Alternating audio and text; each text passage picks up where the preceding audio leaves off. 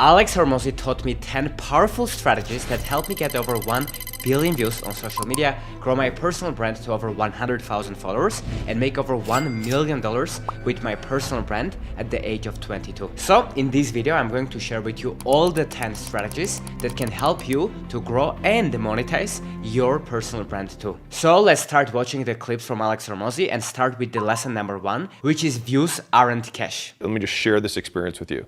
So we did a workshop here and I asked the room, I said, hey, of the content that I make, which you guys are consuming like case study stuff where we like build out a sales team and like we're like how we do onboarding and like all that stuff, and who here is consuming like lessons to my younger self? The whole room was this side. And so even though these got 1/3 the views of these ones, sometimes this can introduce people. Like the right people will then just think about it as top of funnel. Like this gets more people in, they'll see other stuff you have, and then they'll go down the longer, more niche videos that's specific to them. Yes, if one video gets more views than the other, it doesn't mean that it's going to make you more money. Let's have a look at these 2 videos in my channel, for example. The first one got only 1,000 views and the second one got 32,000 views. Now let me ask you, which one do you think got us more clients? No, it's not the video that got 32,000 views, and I think you might have guessed it. It's the video that got actually less views, and in this case 32 times less views. And the reason is that not every viewer is made equal. So in my opinion, if you want to build a really strong personal brand and monetize it,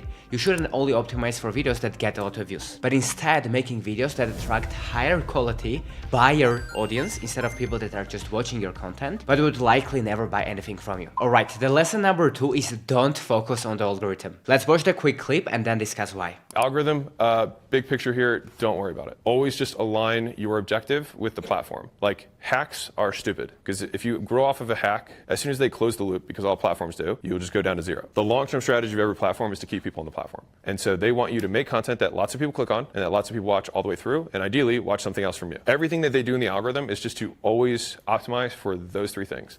And that's not going to change. That is true. There's a lot of people that recommend to pay attention to tags or hashtags or what time to post, strategies that might be effective in the short term, but they might not be effective in the long term. And the reason is because things change and the algorithm changes too. But if you optimize for what the algorithm wants, which is keeping people on the platform, then you would most likely do very well in the long term. Jeff Bezos had a quote about this too. He said that most people, when he started Amazon and his competitors, were focused on things that might have changed. So he asked himself the question, what are the few things that would never change? Or it's very unlikely that they will change. So I can only focus on those things and my company will be successful. And he found out that those 3 things in his company's case were the fast delivery, cheap prices, and the widest selection of products. And that's pretty much the only 3 things that you need to make an online store successful. And it is very obvious when we look back, but probably in the 90s when he was building Amazon, he had hundreds of options to look at and things to optimize for. But he picked things that he knew wouldn't change with time.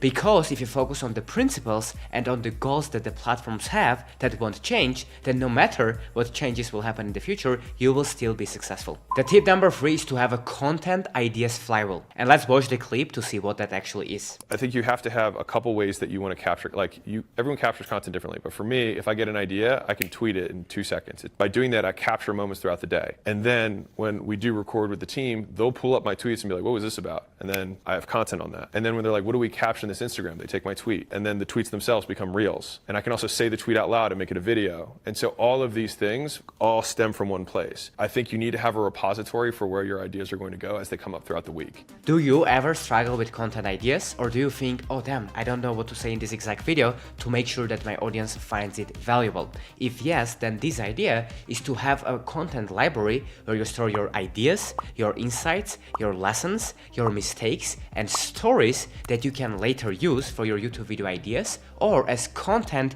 within the videos. Because if you have tried to make content before, then you would know that sometimes you struggle to make something valuable in the moment and to force your brain to come up with something. But instead, if during the week, when you have a realization, when you make a mistake, when you give advice to a client and it works, if you document it and keep it somewhere saved, then later when you look back at that, you can always pull content ideas, frameworks, stories that you can use in your content to make it relatable, relevant, and valuable for your audience. This way you will always have something to talk about, something to share, examples to bring into your content because you have everything saved somewhere. And it makes you stand out because you can make points that are specific, that tells your audience that you actually know what you are talking about in practice and not only in theory. Now, a lot of these trainings are available for free with all of the templates, AI tools, private feedback for you to be able to implement in your business. And guess what? It's absolutely free. So if you are interested, the link will be down below in the description and you can apply to join there.